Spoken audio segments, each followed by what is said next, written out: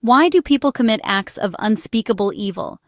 Is it something they're born with, or shaped by their environment? This age-old debate, nature versus nurture, drives our fascination with the criminal mind. We search for answers in science, psychology, and the chilling stories of those who cross the line from human to monster. Ed Gein's story is a case study in how a toxic environment and psychological abuse can warp a mind. His crimes shocked the world, inspiring iconic horror films and forcing us to confront the darkness that can hide behind a friendly smile. To understand Ed Gein is to understand the roots of a uniquely American horror, one that is all the more terrifying because it's true. Edward Theodore Gein was, to most, just an odd handyman in the quiet, unassuming town of Plainfield, Wisconsin, a place where everyone knew each other and secrets rarely lasted long. He was a familiar face, often seen helping neighbors with repairs or running errands, blending seamlessly into the fabric of small-town life. But everything changed in November 1957, when a shocking discovery would make his name forever synonymous with horror and infamy, not just in Wisconsin, but across the entire country. For years, Gein had managed to avoid suspicion. He did odd jobs, babysat local children, and even attended church with his neighbors. To the people of Plainfield, he was simply eccentric, maybe a little strange, but harmless. Yet beneath this carefully maintained mask of normalcy, Gein was hiding a gruesome obsession, one that involved grave robbing, body snatching, and acts of desecration so disturbing they would earn him the chilling titles the Butcher of Plainfield and the Plainfield Ghoul. His crimes were unlike anything the world had seen. The revelation of his deeds shattered the illusion of safety that had defined small-town America for generations. It was a terrifying reminder that monsters can hide in plain sight, lurking behind the most ordinary of faces.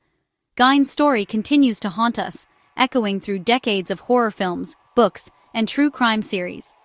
His twisted legacy forces us to confront the darkness that can exist in the most unexpected places, and challenges our assumptions about the people we think we know. He became the blueprint for modern true crime horror, a living nightmare that inspired characters like Norman Bates and Buffalo Bill. Gein's story is a chilling reminder that evil can wear the face of a neighbor, hiding behind a friendly smile or a wave from across the street. Netflix's new Monster series on Gein is just the latest example of our enduring fascination with the darkest corners of the human psyche. We watch, horrified yet captivated, as we try to understand what drives someone to such unimaginable acts. The legacy of Ed Gein is a chilling warning. Sometimes the real monsters are not the ones we imagine in our nightmares, but the ones we think we know, living quietly among us, hiding in plain sight. Ed Gein's descent began on a remote Wisconsin farm, where isolation and dysfunction ruled. His father was weak and alcoholic, his mother Augusta a domineering religious fanatic who saw the world as evil, especially women. Augusta forbade Ed and his brother Henry from making friends, confining them to the farm and filling their days with hard labor and sermons of fire and brimstone. Ed, naturally shy, became completely dependent on his mother, absorbing her twisted worldview. Augusta's teachings painted all women as sinful, except herself, and drilled into Ed a fear and hatred of the outside world. The family dynamic was toxic. Augusta ruled with an iron will, George was powerless, and Ed grew up emotionally stunted and terrified. This environment, devoid of warmth or normal social interaction, planted the seeds for the horrors to come. Ed's only connection was to his mother, a bond that would define and ultimately destroy him. Augusta Gein was Ed's world, her approval his only comfort, her presence a constant shadow over his life. From the earliest days of his childhood, Ed was shaped by Augusta's iron will and unyielding beliefs. Her wrath was his greatest fear, and her disapproval could shatter him.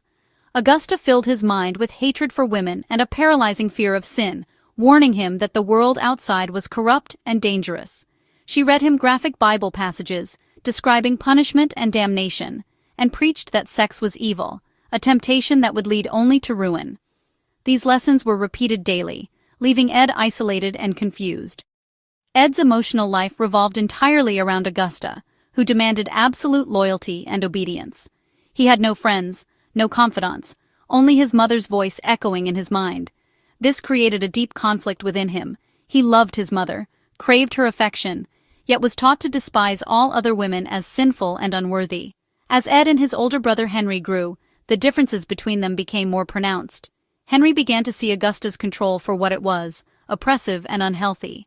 Henry started to question Augusta's grip on Ed, worrying about his brother's unhealthy attachment and lack of independence. The tension between the brothers mounted, as Henry tried to pull Ed away from Augusta's influence, but Ed resisted, unable to break free from his mother's hold. The family home became a battleground of silent resentments and unspoken fears. In 1944, tragedy struck the Gein family, one that would change everything. Henry died under suspicious circumstances during a fire on the property. Though the death was officially ruled an accident, questions lingered. Rumors spread through the small town that Ed may have played a role, removing the only challenge to Augusta's dominance over him. With Henry gone, Ed was left alone with Augusta, his loyalty to her now absolute and unquestioned. The psychological prison Augusta built around Ed was now complete. He became more isolated than ever, his world shrinking to the confines of their farmhouse. This toxic bond set the stage for the horrors that would follow. Ed's world shrank to just himself and his mother, her voice, her rules, her judgment. And when even she was gone, Ed was left utterly alone, lost in the darkness she had created. After Henry's death, Ed was left alone with Augusta, his world now entirely consumed by her. The isolation of rural Wisconsin pressed in on him, and the farmhouse became a world unto itself, cut off from the community and the outside world. Ed's every action, every thought, revolved around his mother's strict rules and suffocating presence. When Augusta suffered a stroke, Ed became her caretaker, enduring her abuse and clinging to her approval.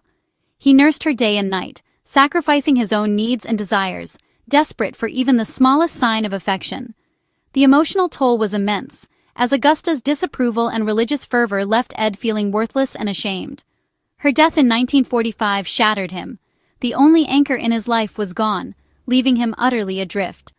The silence of the house became deafening, and Ed's grief quickly turned into a profound loneliness that gnawed at his sanity. Ed sealed off Augusta's rooms as shrines, letting the rest of the house decay into filth and chaos. He preserved her belongings exactly as she left them, refusing to let anyone enter, as if time could be frozen and she might return.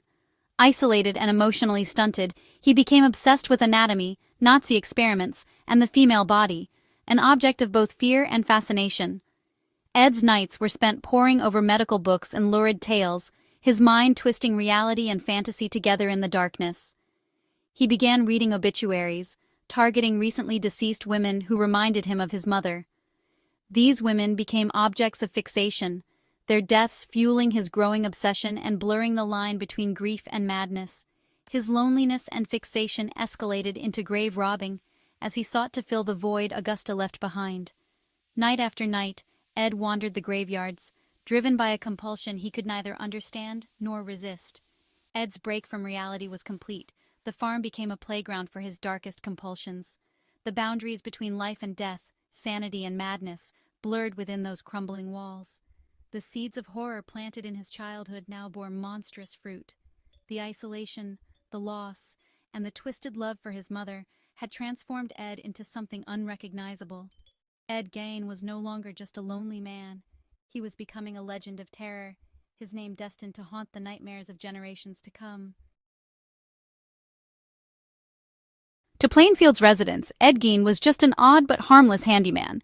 He fixed equipment, babysat children, and shared meals with neighbors, never hinting at his secret life. His peculiarities, a strange giggle, odd trivia, and reclusive habits, were dismissed as harmless eccentricity. No one was ever invited deep into his home. Visitors were kept to the messy kitchen, the rest sealed off. Ed's ability to blend in while hiding unimaginable horrors is what makes his story so chilling. He proved that evil can wear the most ordinary face hiding in plain sight. The quiet handyman was living a double life, one that would soon be exposed in the most shocking way. On November 16, 1957, the illusion shattered. Bernice Warden, Plainfield's hardware store owner, vanished. Bloodstains and a missing cash register pointed to foul play. The last receipt was for antifreeze, sold to Ed Gein. Suspicion fell on Ed, and police arrived at his farm, unaware they were about to enter a nightmare. In a shed, they found Bernice's body, decapitated, disemboweled, and hung like a deer. The horror didn't end there. Inside the house, officers found filth, decay, and objects beyond belief. The search revealed a house of horrors, exposing the true extent of Gein's madness. The quiet handyman's mask was gone, revealing the monster beneath. Plainfield would never be the same. Investigators catalogued a nightmare bowls made from skulls, chairs, and lampshades crafted from human skin and death masks, faces peeled and painted. They found a corset of human flesh, leggings, a belt of nipples, and a box of preserved body parts. The remains of at least 15 women were scattered throughout the house, most victims of grave robbing, some murdered. Ed calmly confessed, explaining he wanted to create a woman suit to become his mother. The news shocked the nation, turning Plainfield into a media circus. The farmhouse was burned down before it could be auctioned, as locals tried to erase the stain. Gein was declared insane and spent the rest of his life in a mental institution, dying in 1984. His crimes left a scar on American history and inspired nightmares for generations. Ed Gein's crimes were so bizarre they became legend, inspiring some of horror's most iconic villains. Robert Bloch's novel Psycho and Hitchcock's film introduced Norman Bates, a mother-obsessed killer modeled on Gein. The Texas Chainsaw Massacre's Leatherface and Silence of the Lambs. Buffalo Bill also drew directly from Gein's twisted legacy. These stories brought Gein's madness to millions, forever changing horror cinema. Gein's tale is a chilling blend of psychological abuse, isolation, and mental illness, a warning of what can happen when a mind is broken by its environment. We study his case not to glorify, but to understand the roots of real-life evil. The Quiet Man from Plainfield reminds us, the most terrifying monsters are human, and their origins are often hidden in plain sight. Ed Gein's story endures because it forces us to confront the darkness within ourselves and the world around us.